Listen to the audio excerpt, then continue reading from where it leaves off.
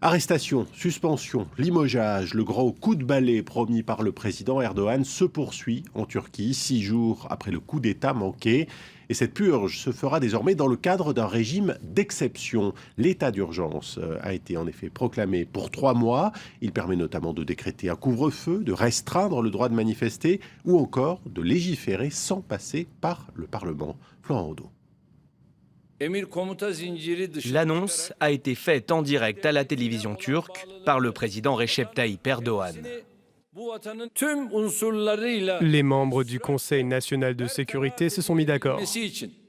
Ils recommandent au gouvernement d'instaurer un état d'urgence, en accord avec l'article 120 de notre Constitution, afin de rapidement pouvoir s'occuper des éléments de cette organisation terroriste. L'instauration de l'état d'urgence pour 3 mois permettra à l'exécutif turc d'adopter de nouvelles lois sans passer par le Parlement. Et s'il le juge nécessaire, il pourra limiter ou suspendre certains droits et certaines libertés.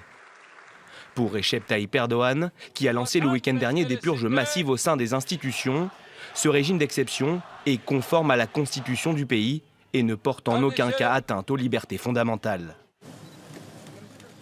Raison avancée par le chef de l'État, donner à son gouvernement les moyens de lutter contre les auteurs du coup d'État avorté. Une référence à peine voilée au réseau du prédicateur Fethullah Gülen, exilé aux États-Unis, qu'il accuse d'être l'instigateur de ce putsch.